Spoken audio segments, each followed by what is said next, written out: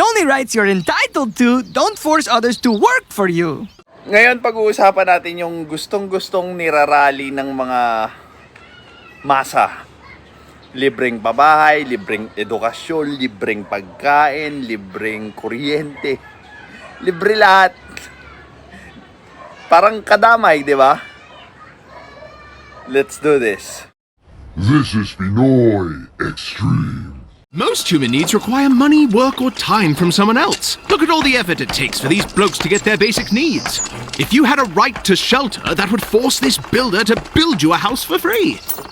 Hey! Oh, sorry! Ito yung hindi ko gusto doon sa mga kadamay. Pinipilit nila na dapat ilibre sila ng pabahay, although yung iba doon, professional squatter na, paulit-ulit. Pero ang point doon is, hindi mo pwedeng ilibre yung mga ganong klaseng services or privilege sa mga tao kasi mawawalan ng kita yung gagawa ng bahay. And bakit kanya? Take note, bakit kanya gagawan na libreng bahay? Dahil mahirap ka? Eh di lahat na lang tayo maging mahirap, 'di ba? Para lahat tayo entitled na sa libreng pabahay. If you had a right to food, that would force this baker to give you the bread she spent all day baking. Yeah, I guess that is unfair. Yes, that would be very unfair para doon sa nagtatrabaho or doon sa gumagawa ng produkto na gusto mong hingin ng libre. 'Di ba libreng edukasyon, libreng pabahay, libreng pagkain, lahat na lang libre. Eh paano naman kikita yung tao na magbibigay sa'yo na libre? Hindi mo na inintindi yun, di ba? Ang inintindi na lang ng mga nagrarally eh yung sarili nila. Kasi feeling nila entitled sila doon sa mga bagay or serbisyo na gusto nilang malibre. Okay, I get that if our basic needs were a right, that would take away other people's freedom. But what about kindness? A big fan of it myself, but that should be a choice. The government forcing someone to be kind isn't kindness, it's coercion. Number one, sa gusto ng mga pawokyan ngayon, maging mabait tayo kahit kanino.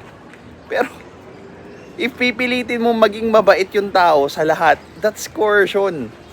Diba? Pipilit mo na igawa ka ng mga bagay like pabahay, pagkain, or edukasyon. Hindi mo pwedeng ipilit yung mga ganong bagay sa ibang tao kasi it will consume their time and resources too. Look, we may have many needs and wants like food, shelter, education, and medical care, but the only rights we have are the ones that don't force anyone to work for us. Our life, liberty, and property, or as I call them, natural rights. Gusto ko yung sinabi niya. The rights that we have are the ones that we do not need to force other to work for us. Kaya, hindi magiging feasible yung gusto ng kadamay, gusto ng mga nagrarally sa kalsada, na ibigay ng libre yung needs nila. On the pretense na dahil mahirap lang sila, kaya kailangan mo ibigay. No. Kasi what you don't work for will have others work for you. And katamaran ng tawag doon. Isipin mo na lang, doktor, ililibre ka parate. Alam mo ba kung magkano yung ginagastos ng mga doktor para makapag-aral, yung pagod at hirap nila? Tapos pipilitin mo sila dahil mahirap ka. Mga teacher, alam mo ba kung gaano kahirap mag-aral para maging teacher? Yan yung mga hindi naiisip ng tao dahil sa tingin nila, mahirap kami, kailangan nyo kami alagaan. That's entitlement. And worst case scenario, inferiority complex. Bakit? Kasi nagiging beneficial na sa kanila yung pagiging mahirap nila or inferior doon sa ibang tao. Ginagawa na nilang excuse yun para bigyan sila ng bigyan ng tao at hindi na sila kumilos. Hindi na sila mag-improve para sa sarili nila. You cannot legislate the poor into prosperity by legislating the wealthy out of prosperity.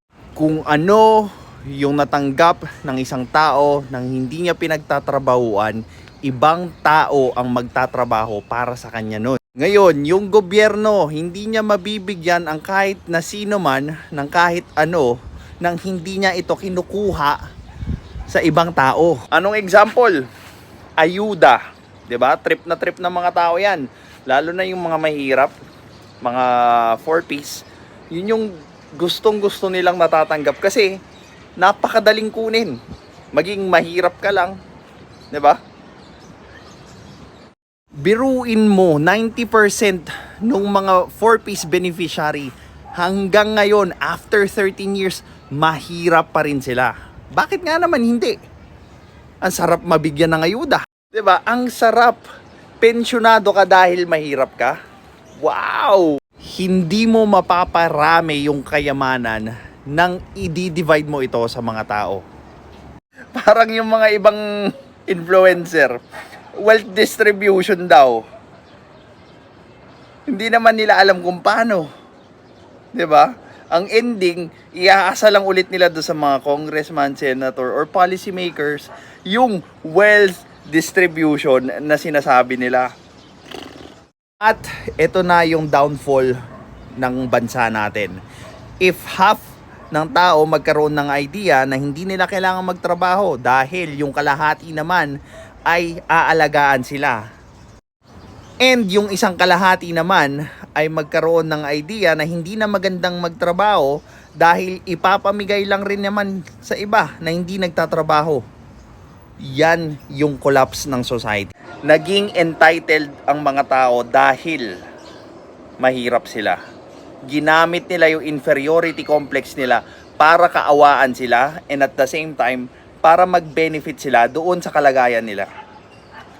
And hindi maganda na finifeed natin yung inferiority complex ng mga kababayan nating mahihirap para hindi sila magpursige, para hindi sila magdagdag ng skills dahil doon magsisimula yung downfall ng society natin.